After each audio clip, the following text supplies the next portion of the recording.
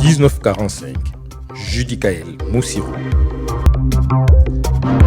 Vendredi 7 juin 2024, réunion de Conseil des ministres au Congo-Brazzaville. Nous allons vous proposer le compte-rendu de ce Conseil des ministres par le porte-parole du gouvernement, Thierry Lézin Mongala, ce week-end. Bonsoir, bienvenue sur C-Direct. Vous avez compris, c'est le 1945, votre journal Afrique, et merci pour votre fidélité. Judicaël Moussirou. On démarre donc, comme je vous le disais, avec le Conseil des ministres au Congo-Brazzaville réuni ce jour 7 juin. Plusieurs dossiers ont été traités sous la conduite du président de la République, Denis Sassou Nguesso. Les détails dans nos prochaines éditions. Judicaël Moussirou. La formation qualifiante, on en parle, un appel à projet lancé à l'endroit des jeunes par le coordonnateur général de la dynamique Pona Ekolo Samuna Bouala, Dean Elvis Okombi Talisson. Ce week-end, un dialogue entre les jeunes est organisé par cette dynamique avec pour objectif informer la jeunesse congolaise sur les opportunités d'emploi au Congo. Mais avant, notre équipe conduite par Karl Bikindou a rencontré cette dynamique. Suivi.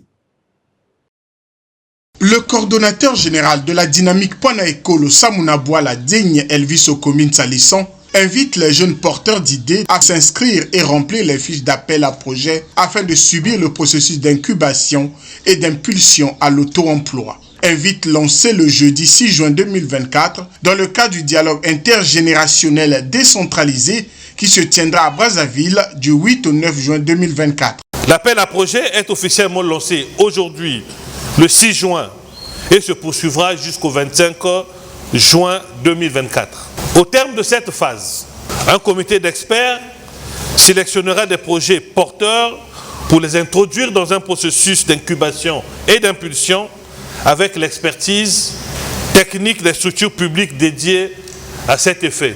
Nous invitons donc solennellement, au travers de cette communication, tous les jeunes de saisir cette opportunité afin de profiter d'une expérience non négligeable.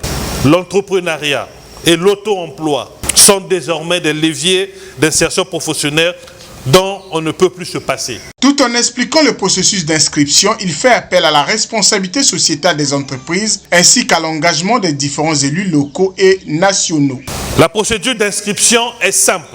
Il suffit pour chaque jeune désireux de remplir la fiche de projet qui sera disponible pendant les 2 jours du dialogue sur la plateforme web qui sera communiquée à cet effet et au siège des arrondissements selon le programme qui sera établi. Nous profitons une fois de plus de cette occasion pour rappeler au gouvernement, notamment au Premier ministre chef du gouvernement, que le financement de l'ambition entrepreneuriale des jeunes ne peut être réduit à une affaire du gouvernement. Il est question de faire appel aussi à la responsabilité sociétale des entreprises, à l'engagement des élus et aux cadres. Cet appel à projet est lancé pour les 12 départements du Congo et débouchera sur un appui technique et un accompagnement des projets sélectionnés, a souligné Digne Elvis Okombi Talisson. 1945 vous propose de suivre l'actualité du reste du continent africain dans ce condensé de reportages qui nous emmène au Nigeria, en Centrafrique, au Soudan, au Kenya et en Afrique du Sud. Suivez. À Gombe, dans le nord-est du Nigeria, des femmes sont formées par l'UNICEF à la préparation des recettes qui améliorent les apports nutritionnels. Elles apprennent des recettes à base de cultures telles que le manioc. Owa Bouami, mère de 5 enfants, fait partie de ces femmes. Elle cultive des aliments riches en nutriments pour subvenir aux besoins de sa famille. Cette veuve de 50 ans a failli perdre son petit-fils, touché par le kwashiorkor en raison d'une mauvaise alimentation. Mon petit-fils souffrait de malnutrition et de kwashiorkor. Je l'ai emmené dans un centre de santé où l'on m'a donné des herbes, mais après épuisement, il n'y avait nulle part où en trouver. Pendant que nous attendions, mon petit-fils était toujours très malade. Puis l'UNICEF est arrivé et a constaté son état. Cette organisation m'a appris à préparer de la nourriture avec des patates douces et des haricots de soja pour qu'il n'ait pas de diarrhée. Elle nous a aussi appris à préparer des aliments nutritifs.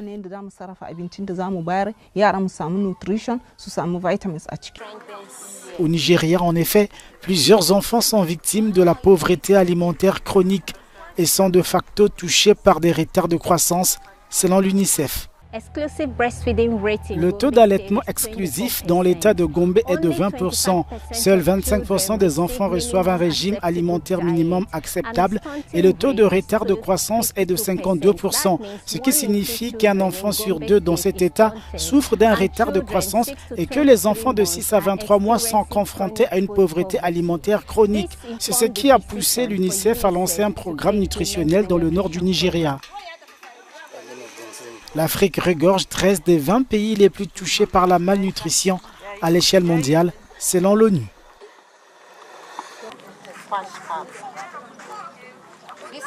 Le cordonnier de métier Stefano Chieng a été amputé des jambes suite à un accident. Après avoir expérimenté durant plusieurs années des prothèses de jambes traditionnelles peu confortables, la vie du jeune homme a changé lorsqu'il a découvert Protea, la première entreprise kenyane à imprimer en 3D des membres prothétiques.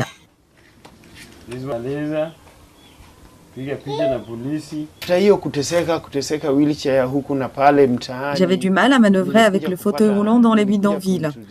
Ensuite, j'ai rencontré quelqu'un qui m'a initié à ces prothèses.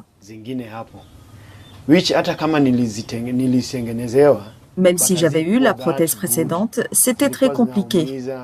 Après avoir marché un peu, je ressentais beaucoup de douleur.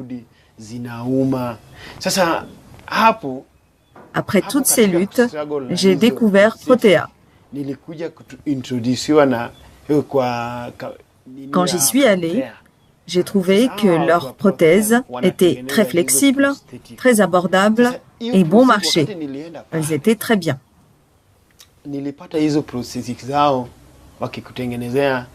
Ni very flexible, very affordable, they are cheap. Zilikuwa nzuri sana. Après numérisation, le modèle est conçu sur un ordinateur puis envoyé à l'imprimante 3D, ce qui permet la réduction de temps d'attente pour le patient. Si nous comparons la manière traditionnelle de fabriquer des prothèses et l'impression 3D, avec l'impression 3D, nous avons une personnalisation importante basée sur la numérisation du membre du patient. Cela augmente le confort du patient. Le deuxième est le temps que cela prend avec l'impression 3D. Nous pouvons réaliser la prothèse en 24 heures. Protea produit des prothèses imprimées en 3D depuis 1 an et jusqu'à présent, elle a pu produire plus de 100 pièces pour les amputés dans tout le Kenya.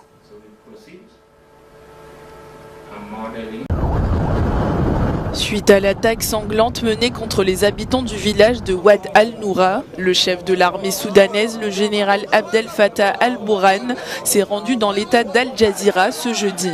Au moins 100 personnes ont été tuées mercredi lors de cette offensive des forces de soutien rapide, aggravant la crise humanitaire au Soudan. Des femmes, des enfants et des personnes âgées figurent parmi les victimes selon le gouverneur de la province du Darfour. Les paramilitaires en guerre contre l'armée soudanaise depuis avril 2023 ont utilisé de l'artillerie lourde pour assiéger et attaquer le village. Le général al-Burhan a condamné l'attaque, appelant la communauté internationale à faire de même et à poursuivre en justice les responsables des crimes atroces commis contre les civils. La guerre entre les forces de soutien rapide et l'armée soudanaise a dévasté le pays, les affrontements s'étendant à de nombreuses villes et poussant la population au bord de la famine. Depuis le conflit, plus de 14 000 personnes ont été tuées. Environ 181 millions d'enfants de moins de 5 ans, soit un enfant sur 4 dans le monde, sont en situation de pauvreté sévère. Un nombre qui augmente de 50% le risque d'émaciation, une forme de malnutrition potentiellement mortelle. Publié jeudi, le nouveau rapport de l'UNICEF analyse les impacts et les causes des privations alimentaires chez les plus jeunes dans près de 100 pays et dans toutes les catégories de revenus. Il met en garde contre le fait que des millions d'enfants de moins de 5 ans ne sont pas en mesure d'accéder à un régime alimentaire nutritif et diversifié, leur permettant d'assurer une croissance et un développement optimaux au cours de leur petite enfance et au-delà. Si les pays se remettent encore des impacts socio-économiques de la pandémie de Covid-19, le rapport montre que les effets des inégalités croissantes, des conflits et de la crise climatique ont poussé les prix des denrées alimentaires et le coût de la vie à des niveaux records. Sur les 181 millions d'enfants vivant dans une situation de pauvreté alimentaire grave, 65% résident dans 20 pays seulement. Environ 64 millions d'enfants touchés se trouvent en Asie du Sud et 59 millions en Afrique subsaharienne. Le gouvernement centrafricain a annoncé la réquisition de 6 stations-service du réseau Tamoil à Bangui pour une période de 45 jours. Cette décision intervient dans le contexte d'une grave pénurie de carburant qui paralyse la capitale depuis plus d'1 mois, exacerbant les difficultés économiques et sociales. Les autorités accusent Tamoil, une société française ayant repris les activités de Total en République centrafricaine, d'être responsable de cette pénurie. Le ministre des Hydrocarbures, Arthur Bertrand-Piry, a infligé à l'entreprise une amende de 300 000 € pour sa gestion défaillante. Les gestionnaires nommés par le gouvernement centrafricain devront garantir un approvisionnement régulier en carburant. Cette réquisition vise à stabiliser l'approvisionnement et à atténuer les effets de la crise sur la population et l'économie du pays, déjà durement touchée par les conflits et l'instabilité. L'ANC appelle à la formation d'un gouvernement d'union nationale plutôt que de constituer une coalition. Le comité exécutif du parti s'est réuni jeudi à Johannesburg pour examiner cette option. À en croire le président Cyril Ramaphosa, on s'achemine plus vers une coopération multipartite.